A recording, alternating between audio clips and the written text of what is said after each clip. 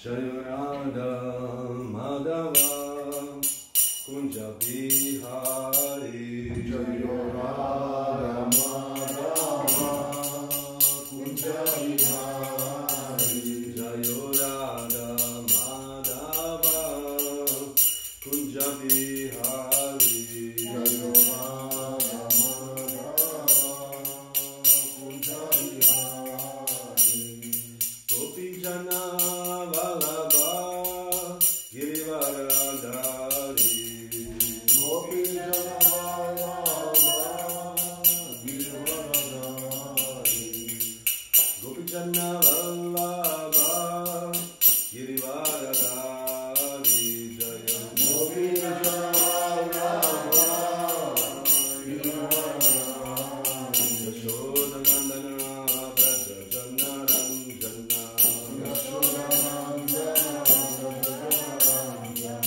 Yashodanandana Braja Jana Ranjana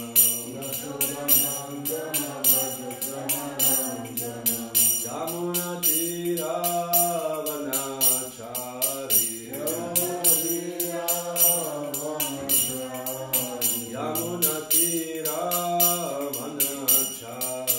Yamuna Tira Vanachari Jayo Radha Madhava Kunja Bihari Jayo Radha Madhava Kunja Bihari Jayo Radha Madhava Kunja Bihari Jayo Radha Madhava Kunja Bihari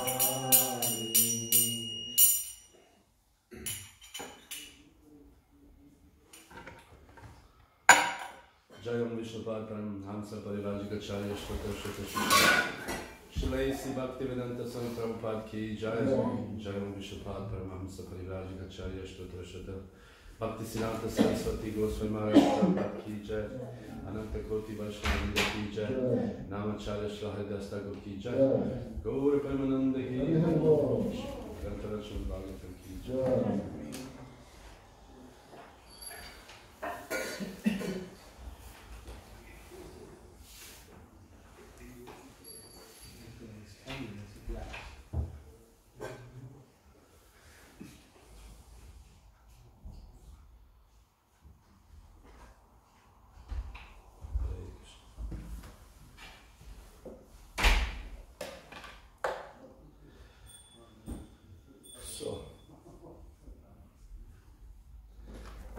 First we read from Zentrum diary, Hari Sori Prabhu.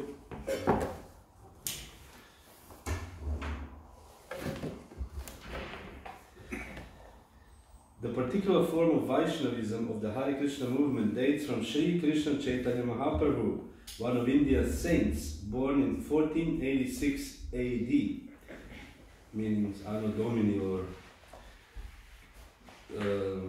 today they call it CE. Common era, because they don't want to, because the time is started when Jesus was apparently born in the Christian times. They call it Anno Domini.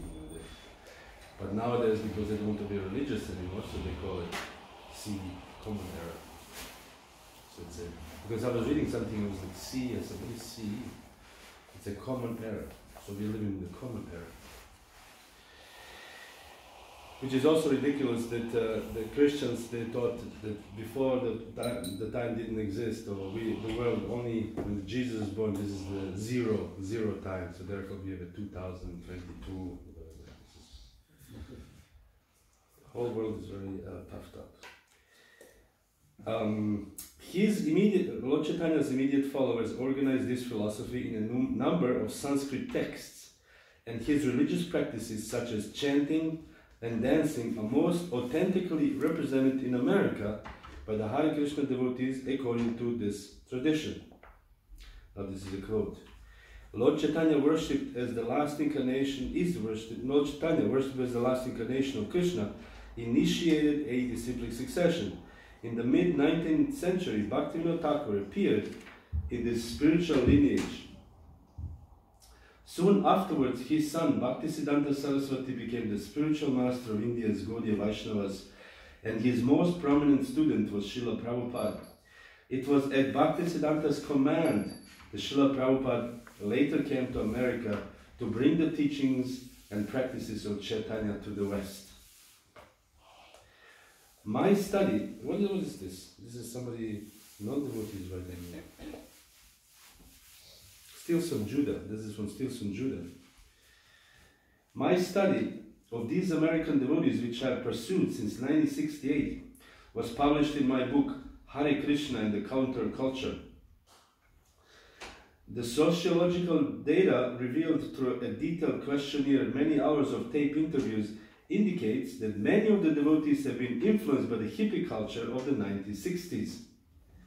However, after they joined the Hare Krishna movement, their lives became completely changed from a life of drugs, illicit sex, and violence to one of the dedication to a spiritual discipline and morality, and to helping others in their search for happiness. In this period of rapid social and cultural change, this Hare Krishna movement is giving many of our youths new meaning to their lives, without which many would have remained alienated, disenchanted, irresponsible citizens. This is actually terrible. Meaning that, you know, if they didn't join the Hare Krishna movement, there would be some useless guys lying on the street, irresponsible, lazy citizens, you know, which is totally not true. Brahmananda actually had a job as a teacher. Satsarup Maharaj, in this early devotees had job, he has a job also as a teacher, and so on and so forth. And we see that these devotees, for example, we're talking about Pushpa Krishna, Swami, I think Maharaj was speaking some weeks ago, reading, and the Pushpa Krishna Swami later became a surgeon, chirurg. He was a sannyasi and then he left sannyas order, he went back to Maya, you can say, but he did not become lazy, irresponsible person, he actually became chirurg, which is a serious, responsible post in the society. So it is not, I think, appropriate. What's not here? Prabhupada greatly appreciated Dr. Judah's testimony and asked me to read to the others. Not all are from professors, some parents have also spoken in strong support. Prabhupada had me read one by Mrs. Polly Perlmutter. This is some woman called Molly Perlmutter. She's reading. My son Daniel Shravanananda Das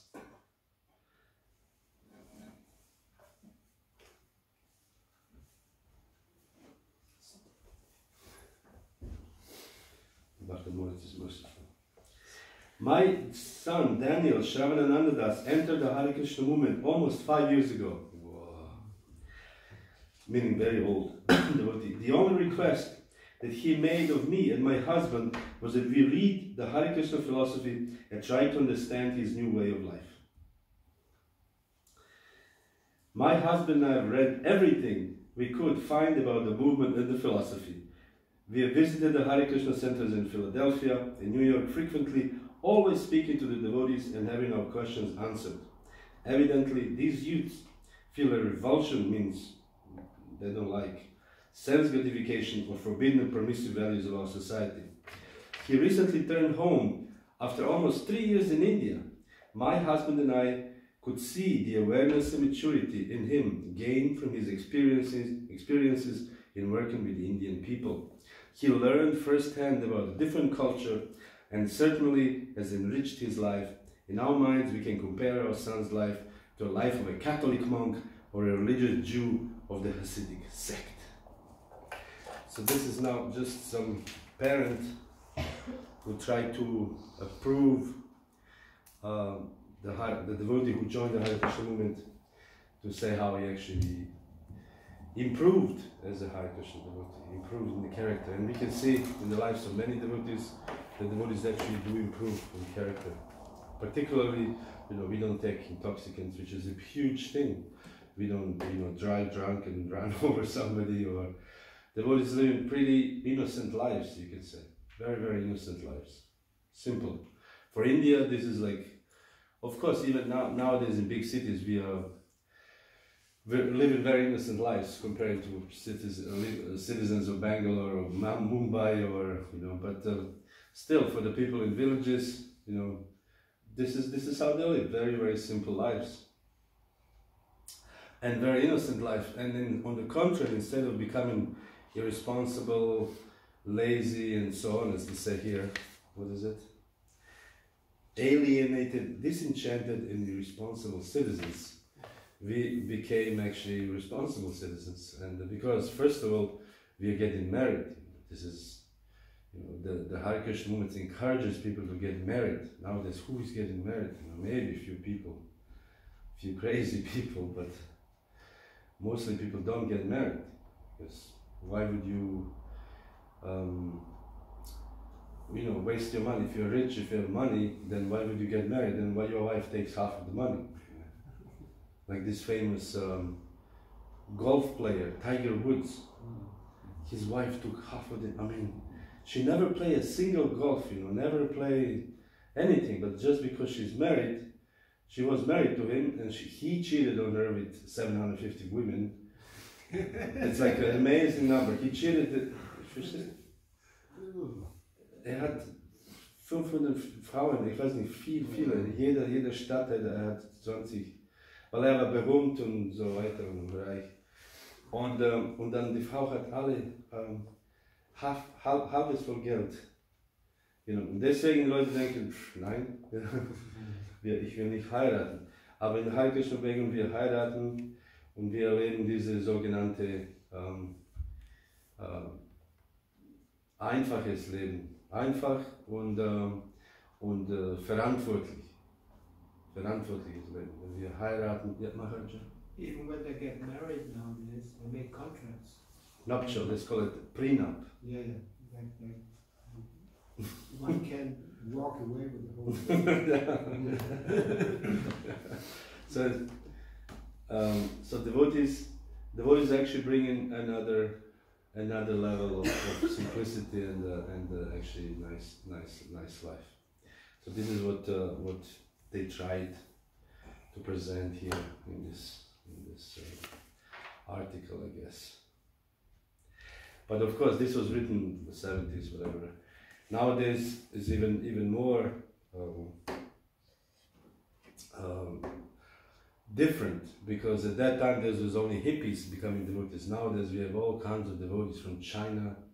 Last time I was in Mayapur, there was like groups of Chinese, so many. Have you been in Mayapur? Groups of Chinese devotees, women, Chinese women, 20, 30. Hardly any men. Yeah, mostly Chinese women. Big groups. All young girls, how do they join? This is the question. because in China it's forbidden. The Hare Krishna movement, you go to jail if you there are like some young girls that are proudly wearing sari, tilak, and Hare Krishna, Hare Krishna. Yeah, but only in India. Yes, of course. You have African devotees, or you have all kinds of different devotees, and they come from all kinds of backgrounds. All kinds of different backgrounds. You have all kinds of, now there's educated devotees, uneducated devotees, whatever, all kinds of different people actually who become devotees. Especially the Indians now, it is very prestigious amongst the rich Indian, educated Indians, to become Hare Krishna devotees. You have here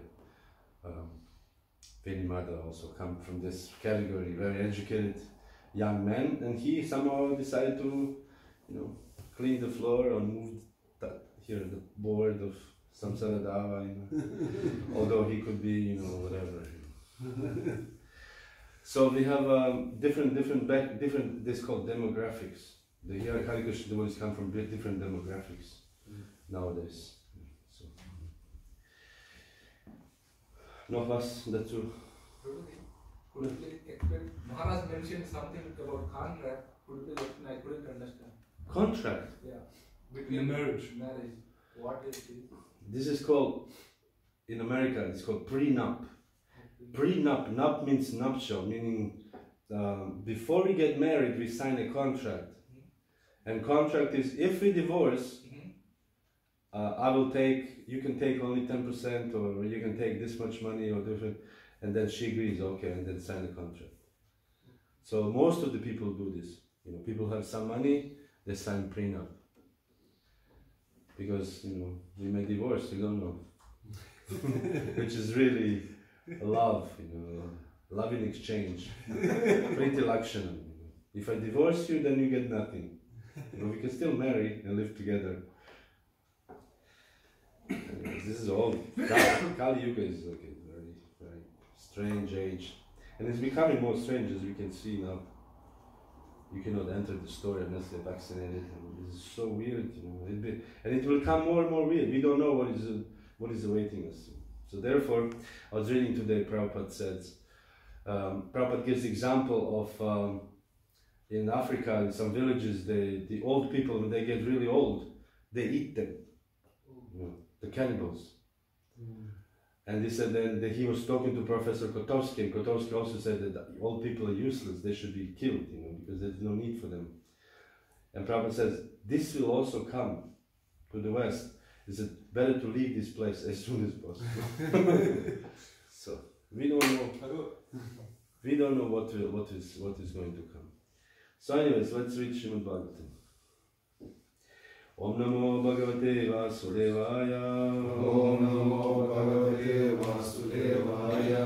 Om Namo Bhagavate Vasudevaya. Om Namo Bhagavate Vasudevaya. Om Namo Bhagavate Vasudevaya. Om Namo Bhagavate Vasudevaya. Narayanam Namaskrityam Naram Shaiva Narotamam Devim Sarasatim Vyasam Tato Jayam Dirayam Nashtapriyesha Bhateshu Nitya Bhagavata Sevaya Bhagavati Uttama Shloke Bhakti Bhavati Naishtiki. Arhasi? Arhasi, yes. How do you read this? Arhasi Muhur. I just read them. Yes.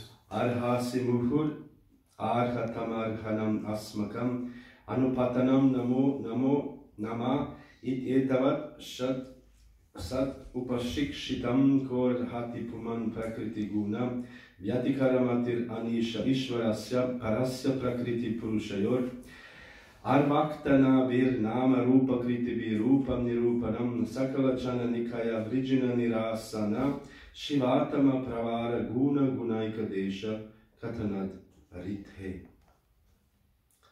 So, das ist ein bisschen kompliziert. So, die Übersetzung ist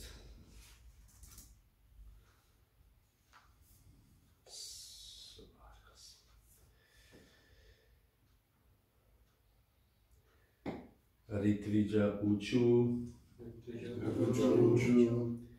The priest said, Arhasi, please accept, Muhu, again and again, Arhat Tama, O most exalted worshipable person, Arhanam, offering of worship, Asmakam, of us, Anupatanam, we, who are your servants, Namaha, respectful obeisances, Namaha, respectful obeisances, Iti, thus, Etavat, so far, Sat, by exalted personalities, Upashikshitam, instructed, Kaha, what? Arhati, is able to make, Puman, man, Prakriti, of material nature, Guna, of the modes, Vyatikara, in the transformations, Matihi, whose mind is absorbed, Anisha, who is most incapable, Ishvarasya, of the Supreme Personality of Godhead, Parasya, beyond, Prakriti Purushayo, the jurisdiction of the three modes of material nature. prediction of three modes of material nature. Arvaktanabi, which do not reach up to, or which are of this material world. Namarupa Akritibi, by names, forms and qualities. Rupa, of your nature or position. Nirupanam, ascertainment. Perception. Sakala, all. Jananikaya, of mankind. Vrijina, sinful actions. Nirasana, which wipe out. Shivatama, most auspicious. Pravara, excellent. Gunagana, of the transcendental qualities. Ekadesha, one part. Katanat, by speaking. Rite, except. So, translation. The priests begin to offer prayers to the Lord, saying, O most worshipable one, we are simply your servants. Although you are full in yourself, please, out of your causeless mercy, accept a little service from us, your eternal servants. We are not actually aware of your transcendental form, but we can simply offer our respectful obeisances again and again, as instructed by the Vedic literatures and authorized acharyas. So what is going on here, the sages praying to the Lord, although we cannot understand your transcendental position, we still offer obeisances. So this is the position of most of the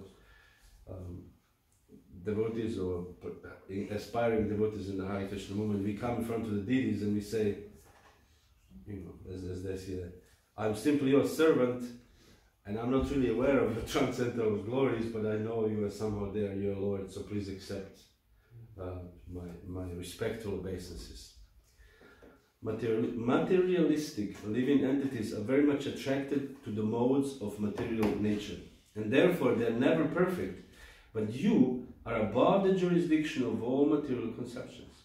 Your name, form and qualities are all transcendental and beyond the conception of experimental knowledge. Indeed, who can conceive of you? Meaning, who can measure you? In the material world, we can perceive only material names and qualities. We have no other power than to offer our respectful obeisances and prayers unto you, the transcendental person. The chanting of your auspicious transcendental qualities will wipe out the sins of all mankind. This is the most auspicious activities for us, and we can thus partially understand your supernatural power position. There's so many interesting things in this verse here. Actually, so many topics you can prepare separate lectures on these topics. First of all, that they realize that they are your eternal servants. The priests, they realize they're the eternal servants of the Lord, which is already a huge realization. That's why when we have this das, dasi, at the end of our names, the Prabhupada always makes sure that we know what is opposition. I'm not Krishna, I'm Krishna Das. We had in one devotee in Leipzig. When he came first to the temple, the devotee was asking, what's your name? And he said, my name is Krishna. I said, no, you're not Krishna, you're Krishna Das. And we call him Krishna ever after. You know Krishna? Because he had his name from some... He had for some other sampradaya, or some other yogini, whatever his name. So his name was Krishna. No. We all devotees said, no, you're not Krishna. Hold on a minute. You're Krishna Das. So this is a big realization that we are Krishna Das, or we are whatever, Dasi, Govinda Dasi. That we are servants of the Lord. And this, why we cannot understand Krishna's transcendental forms as materialistic entities. What is the difference between Krishna's form and the form of the other people? It says here, that these materialistic living entities are attracted to the three modes of material nature, and therefore they're never perfect. Because material world is imperfect. It's perfect in its imperfection. You know from the, what's the name of the first? Om Purnamadam Purnamidam. Purnat Purnamudachyate. Purnasya Purnam Adaya. Purnam Eva Vashishyate. Although the material world is incomplete, although for Krishna is perfectly complete, he created the material world and he remains complete. Which is like an amazing thing. This cannot be understood. How can something, because we have a concept in the material world is made like this, that whatever you take it from somewhere, it's not there anymore. You know, you have a piece of bread and you take 2 slices, it's not full bread anymore, it's eaten. So it's but in the spiritual realm, from Krishna, he emanates this material world and it still remains complete.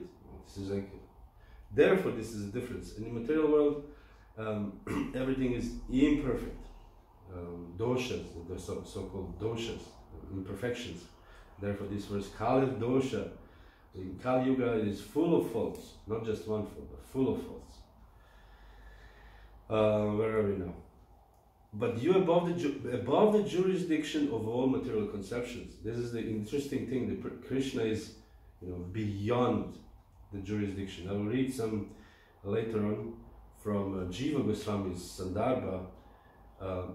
It's interesting how Jiva Goswami explains here, and also some other Shastra. I was actually, I will read something, the purport, what Prabhupada says.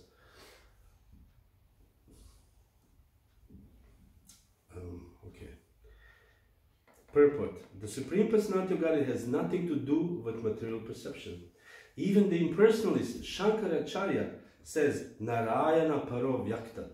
This is the famous, everybody, whoever read Prabhupada's books regularly, you know this Prabhupada, the Shankaracharya, he quotes very often. Prabhupada says, Narayana Paro Vyaktat. Which means, Narayan, the Supreme Personality of Godhead, is beyond the material conception. Para Vyakta. We cannot concoct the form and attributes of the Supreme Personality of Godhead. We must simply accept the description given in Vedic literature from the Lord about his form and activities as stated in Brahma Samhita. Chintamani prakara sadma sukalpa vriksha laksha viteshu surabira vipalayantam lakshmi sahasra shatasam brahma sevyamanam govindamadi purusham tamaham bhajami. I worship Govinda, the primeval Lord, the first progenitor, who is tending the cows, yielding all desires, in abodes built with spiritual gems and surrounded by millions of purple streams. He is always served with great reverence and affection by hundreds and thousands of goddesses of fortune.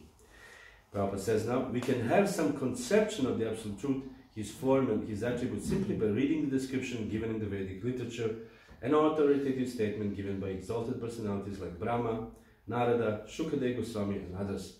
Srila Rupa Goswami says, Atha Shri Krishna Namadi na bhavet grahyam indriyai. Pandits here, who did the Bhakti Shastri?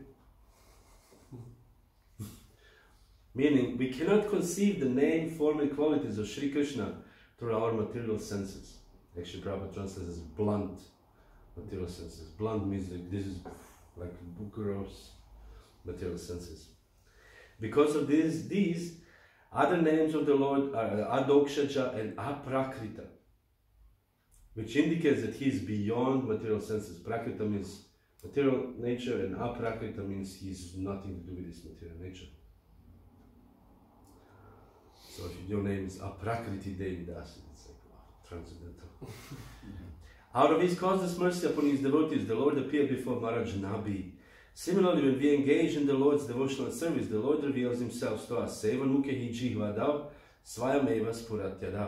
This is the only way to understand the Supreme Personality of Godhead, as confirmed in Bhagavad Gita, Bhakti Mama Vijanati, Yavan Yash Chasmi Tattvataha.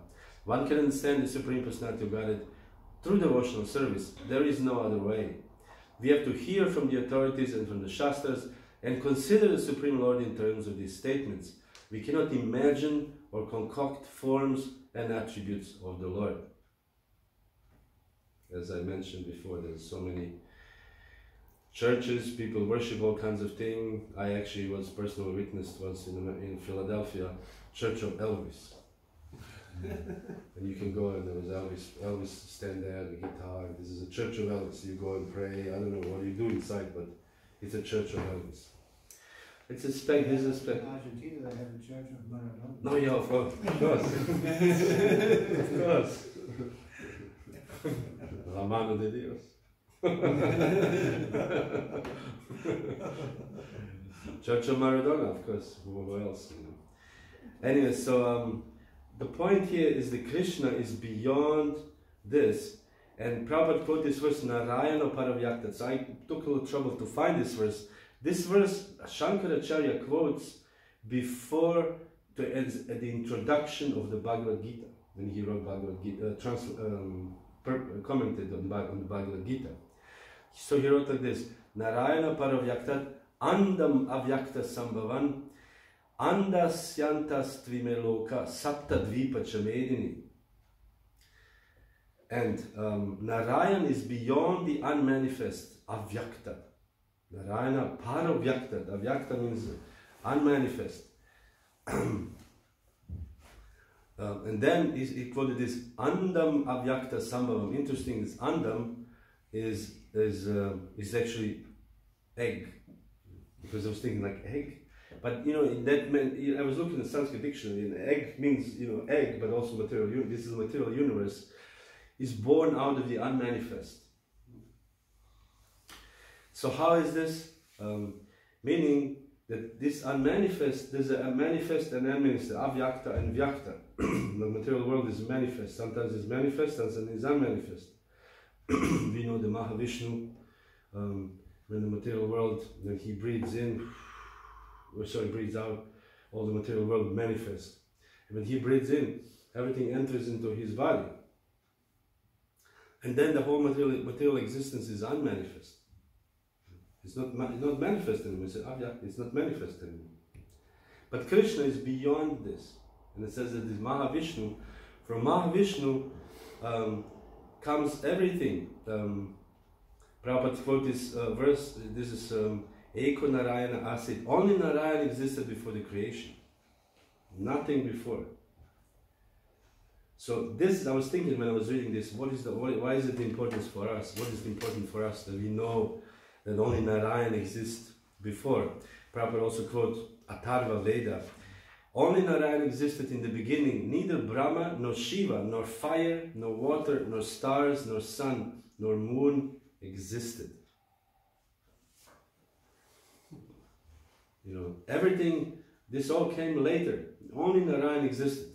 So I was thinking, what is the significance for us as a Hare Krishna movement? It's a big significance. This identifies who we are. I was thinking, this alone, this point, identifies who we are. Because even when we talk to Christians or we talk to atheists, when they say this particular point, this is a point of identification, who we are.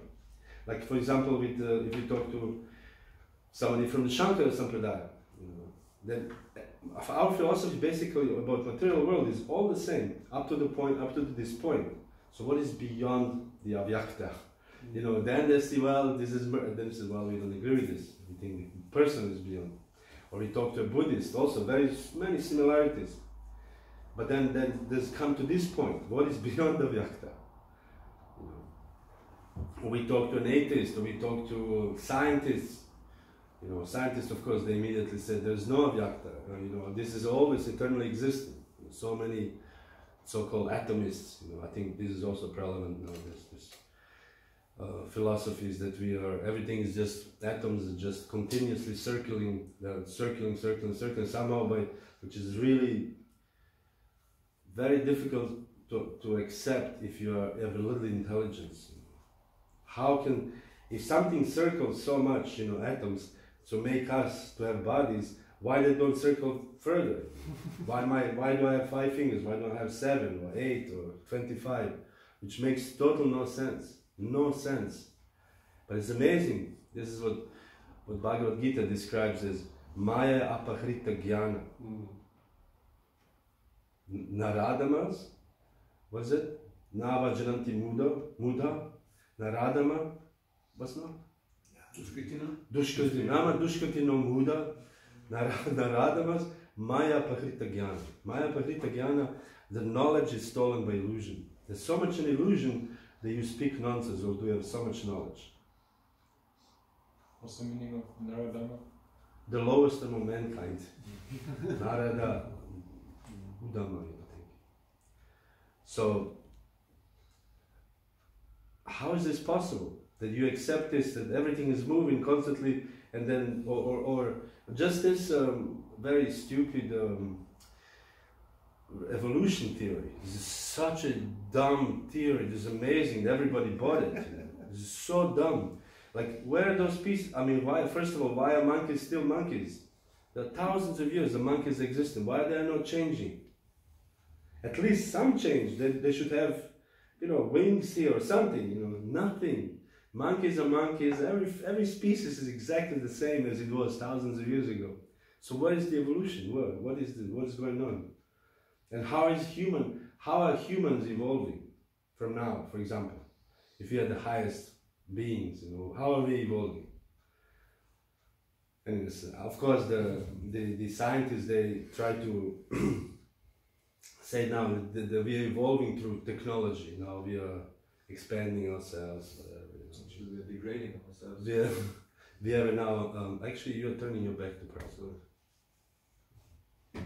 Sorry also, but I mean there's some other places to see this joy. So this is very, very stupid, like you read second chapter, makes so much sense. Every devotee who became a devotee, you read second chapter, you're like, wow, we are changing our bodies just like we change. What is it verse?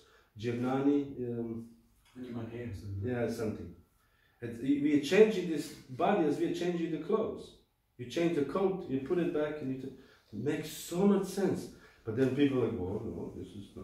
But this makes sense. The fish start walking and become a monkey. How do you justify this? Anyway, so this is how we define who we are. We define who we are, as we said, from this very point, the Narayana Paravyakta. Narayana is beyond this material creation. And we can talk to anybody in the whole world, any philosopher, all their philosophies are basically the same. Either they're materialists, believe that there's nothing, or they believe in something higher, but they don't believe in Krishna. And he's not eternal, or he's not perfect, or whatever. I heard these arguments that the God has created the universe, and he became very tired, and now he's resting. And there's a Jewish philosophy also, modern. He says God created the world, and after that it fell out of his hand. He lost control.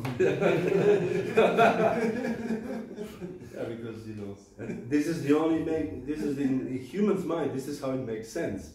Like you have a slippery thing, and you're like, what happened? And I'm sure there are hundreds of others, different, very strange philosophies and ideas, because people try to justify it by themselves. And therefore, to come now to the real point, Paramatma Sandarbha by Jiva Goswami. Jiva Goswami makes very, very clear what is our philosophy and why are we following this particular philosophy. So, he begins with the Mahopanishad, where he says, the Supreme Personality of Godhead employs Brahma to create the world and Shiva to destroy it. So meaning he is the boss of creating and destroying. He's not even doing it. I mean, this is such a high position. If you're CEO of the company, you don't, what to clean the floor, or you just tell people, do this or do that, or do this or do that. This is what Krishna does. This is Krishna's transcendental position. And therefore this is nimitta matram ishasya. He uses this word. Nimitta means he's the cause of all causes. Karanodakashai Vishnu is the cause of all causes. Therefore he doesn't need to do. He's just causing others to do it. And then it's a Lord Brahma and Lord Shiva, the superficial visible cause.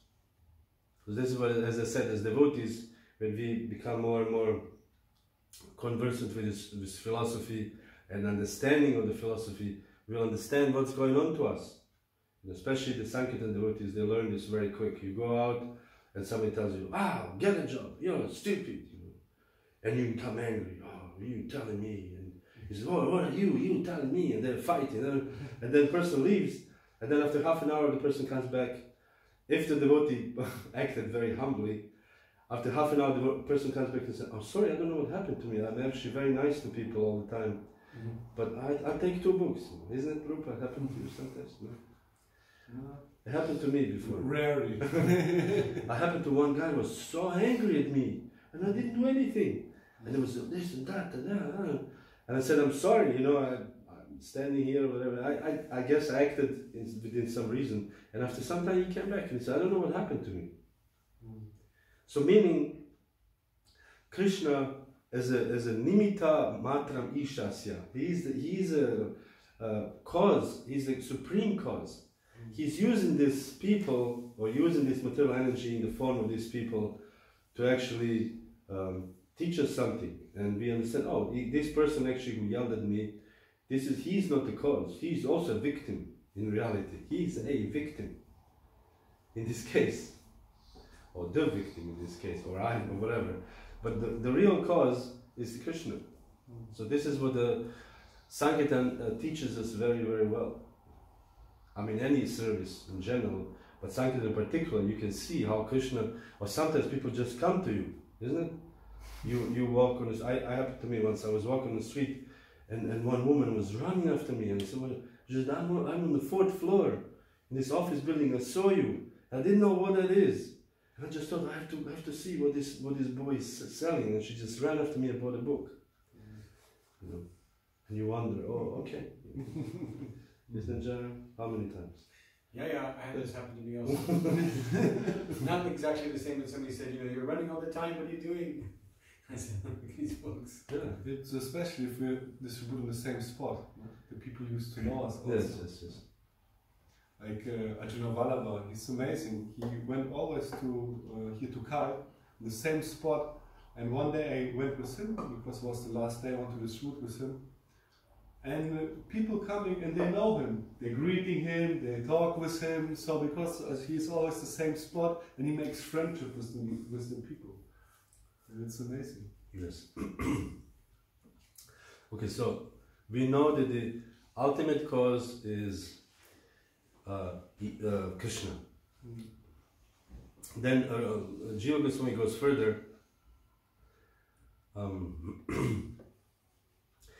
to say that the time potency, which means in time in this material world, which is formless, is the intermediate cause. Meaning we know in the material world everything acts through the time, everything is destroyed by the time.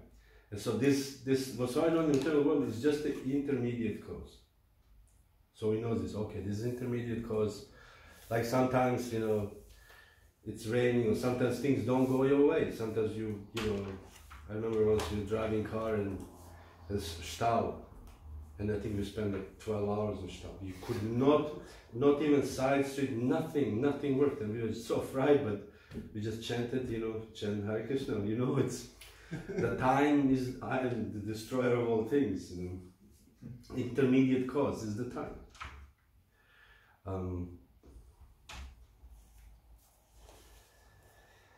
So then he quotes from Srimad Bhagavatam 2.6.42 that Karanda Kashai Vishnu is the first incarnation of the Supreme Lord, and he is the master of eternal time, space, cause and fact, mind and elements, the ego, the modes of nature, the senses, and the universal form.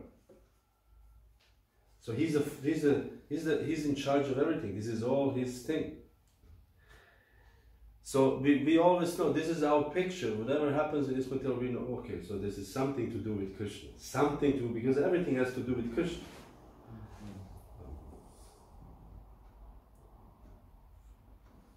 Everything has a purpose. And everything has a purpose, yes. Particularly in our case. But when we are devotees, everything has a purpose. And therefore devotees think, what does Krishna want to tell me? Is this Krishna want to tell me? I know one devotee, he, I don't know where is he right now, but don't offend him. He was serving Prabhupada.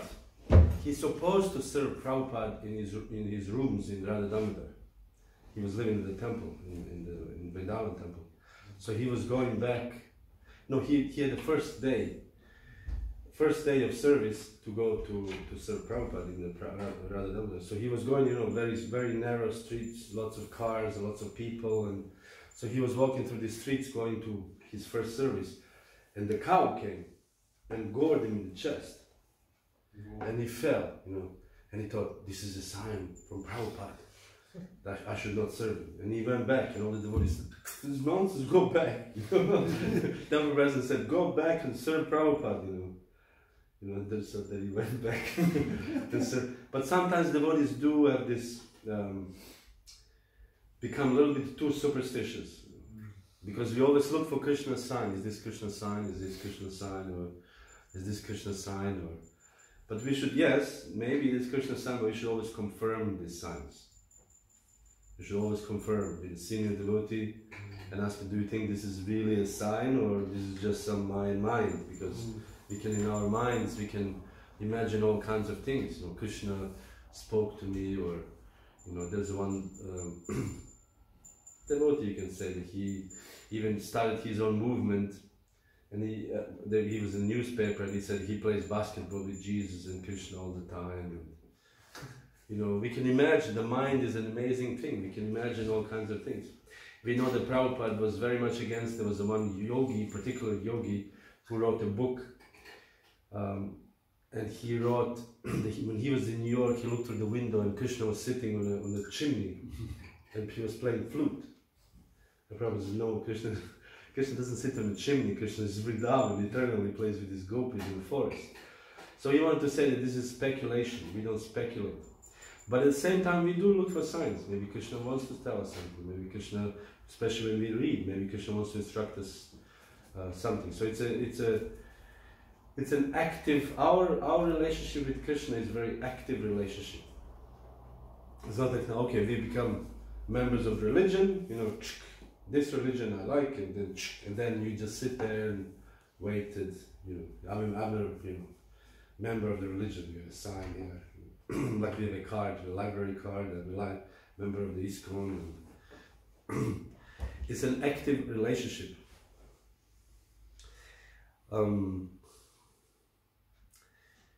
So,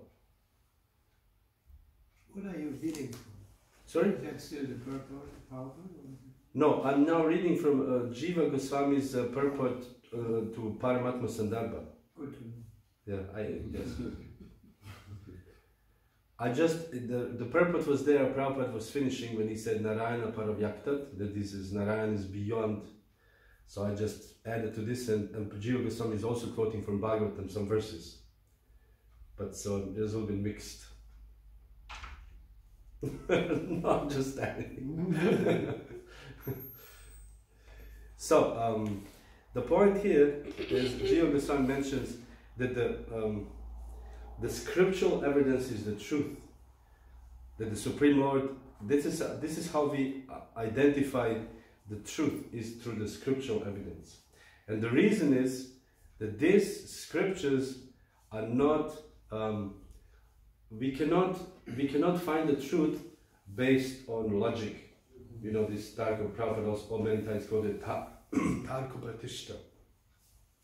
That by the logic we cannot find the truth out, because there's always another logician who will defeat your logic, or who can look from logic from the other angle, and therefore all your logic can become shaky.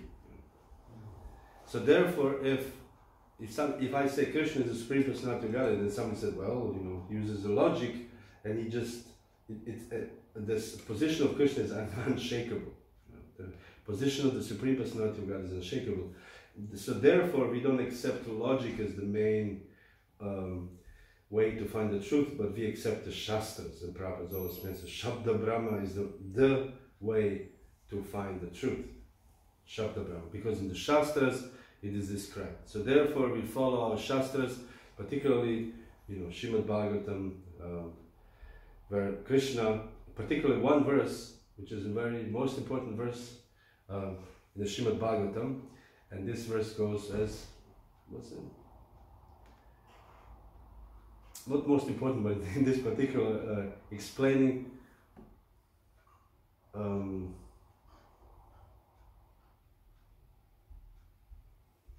man, what's the verse? No, this is the verse. It's explaining that Krishna ekachamsa kalapumsam Krishna stu Bhagavan Swayam Indari Vyakulam Loke Mridayanti Yugi.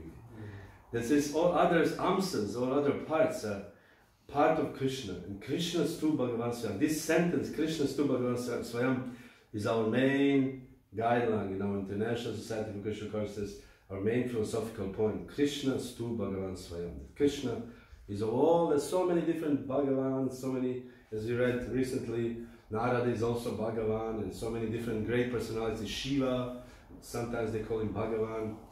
But the real Krishna stu Bhagavan Swayam, Swayam means the original or the one. And this is Krishna. Krishna stu Bhagavan Swayam. Yeah, the verse is the conclusion after mentioning all the different incarnations. Yes. Krishna stu Bhagavan Swayam. Yes. And amongst them, Krishna is Bhagavan. Yes, yes. There are all kinds of incarnations also, in different incarnations. So, Hare Krishna. Okay, I guess. Anyway, so this is the important points I want to mention from this purport. That we should. This is what identifies us as the Hare Krishnas. That we believe, or we firmly believe, or we are convinced, based on Shastra, that Krishna is beyond this material manifestation, that he creates this material manifestation and directs it indirectly. That he's not particularly involved in it, but he empowers other people to do it, like Brahma and Shiva to destroy. And this is the difference, you can say, this is what separate us from the other spiritual groups, you can say. Because there's so many things, like you can see again, the Facebook is an amazing thing. There's so many devotees we quote from all kinds of things, and it's nice, you know. They quote from Rumi, this Rumi, I remember, this is like very popular, this Iranian poet.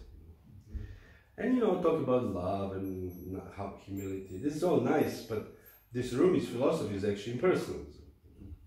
So why would we accept this? So meaning that we should be careful not to mix, to understand who we are. We should understand who we are. The core philosophy, you know, is there. That this is just what I said. Krishna is beyond material world. He creates the material world. Avyakta, Krishna is avyakta. He's beyond it. He's beyond the time which destroys things, and he's always perfect. So therefore, when we speak to someone, we read some quotes on Facebook, we know, okay, this is nice, but Krishna is the ultimate cause of all of this. And we should never forget this. Because if we forget this, then we start deviating philosophically, and this is really not good for us ourselves. Because if you deviate philosophically, you will not know who Krishna is, and then at the time of our death, where will we go? Yam yam vapis maram bhavam tyajantyandikaleram. Where will our mind be? Where we die and we think like, I should be a nice person, this is nice, but we have to meditate on particular location and on particular person. We have to focus on something. And therefore, this person is Krishna, and the place we want to go is Sri Vrindavan. So these two goals should never be forgotten. Jai Shri Vijay. Maharaj, more comments? Krishna is the cause of all causes. And Bhagavatam mentioned in this conversation about life comes from life. He said it's like, you know, from behind, when you stand behind the train and you see the last wagon move, you know, then you think, oh, this is accidental and whatever it is. But when you take a different position, you see the train from the side, you see there's a,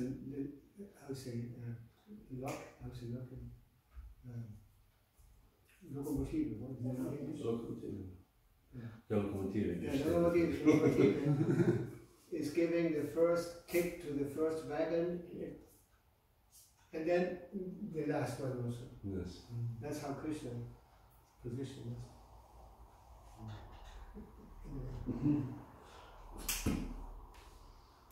Noch was? Fragen? Yeah, I have a question regarding the acceptance of scriptures. I mean, for us as devotees, it's clear. Yes. But for people who, like, for example, knew or don't know so much, what nowadays happens is that because the spiritual practice is not practiced how it should be, Yes. and the scriptures is not how it should be, so people lose the faith in scripture in general. So what do you think? I mean, sure, we can be an example and everything, but how to bring them? I just read this morning actually about this. Prabhupada said about this logic. The logic doesn't work, but he said, but in the preaching field, logic, we use logic very much. Mm. So basically, we have to use logic to convince people. Mm. There's good arguments. Yes, good arguments. Prabhupada, there's so many, as Maharaj quoted this Life Come From Life, such a great arguments there. Very nice arguments, really nice arguments. You know. So we convince people due to this argument. Of course, if they want to be convinced, if they don't, it's a different story. But there's so many Prabhupada gave. Prabhupada is like an ocean of nice arguments, really nice arguments, allegories, stories, very, very nice arguments. So therefore we should read Prabhupada's books, Prabhupada's conversations, especially when Prabhupada talk to people. And morning walks, in many times the devotees, you know, he's okay, you are Mr. Scientist, you know, and then the devotee poses the arguments and Prabhupada defeats the argument. So we should read this to actually learn these arguments. And then we can convince people gradually, or if they say something and you say, well, you know, how about this argument, how about this argument? So we use the logic in our preaching. And we convince ourselves by this word. Exactly. When during my starting days, when Arvind Nimai Prabhuji, he always used to give some logic. Who? Arvind Nimai Prabhuji. Aravinda. Yes. So after 3 years later, when I asked the questions, he mentioned that there is no more logic. We should understand through the devotion only. Yeah, if somebody has too many doubts, then after some time this is a sign of insincerity. And then he said, okay. But still, you know, the Buddhists are merciful, and next 10 years of arguments, all right. Yes, Keshin Sunam Prabhu.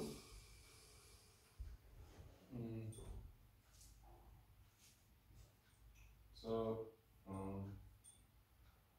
if somebody is chanting his names of God, like whatever the names may be, will he have the same opportunity to go to I don't know, Vrindavan or Vaikuntha as we do? If he chants any other names of God 16 rounds a day, can he also achieve the same goal, or is it just with the names that we chant?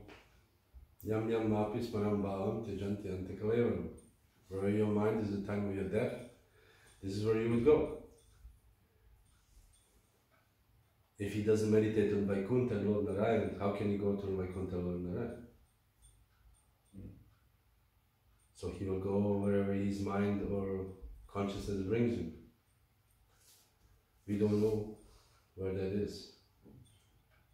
Also, the different names have different potencies. Yes. Like 100 names of Vishnu is one of, was it Brahma? Rama. Yes. And how many names of Rama? 3 or something like Three. Yeah, three names of Rama. Why not chant Hare Krishna directly? You know, somebody may this, somebody may say this or that, and you know, chant different names, and you know, there must be some potency, something. If they worship God somehow, there is some potency, of course, or piety at least, but we don't know. Like for example, if some Christians, they worship God, but their desire is to go to the heavens. That everything is wonderful, abundance of fruit, you know, and my dog is there, my wife, everything is there. So then they will go there. If this is their consciousness, they will go to the, you know, where the pious dwell, this Pitri Loka, whatever place. Like the Muslims also, they say that they go to heaven to enjoy. Yes, yes. There's some particulars they want to enjoy, but they don't want to repeat this. They want to enjoy a particular thing, so they may get this, if they're sufficiently pious. Yam yam vapis param bhavam tejanti andikavevam. At the end of their lives, whatever the meditation is, this is where you would go. The people who die drunk and full of drugs in the toilet seat, I don't know. I'm just thinking about one famous musician who actually did this. You know, I have yes. also a question. I mean, we have the perfect philosophy in everything. No? We are sure about this and we know this. But sometimes we present it or we have our arguments. The people may think that, yeah, they're the same religious group like others who say we are the best, we have this knowledge, and da, da, da, da. So should we care about it?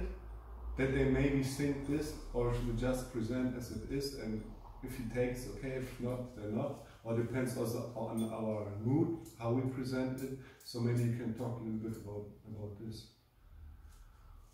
Maharaj, would you like to say anything else? Bhagavatam was very frank with this.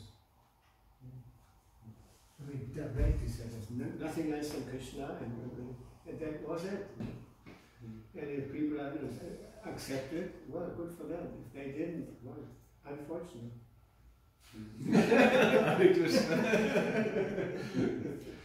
Yeah, because there's, I mean, nowadays the devotees have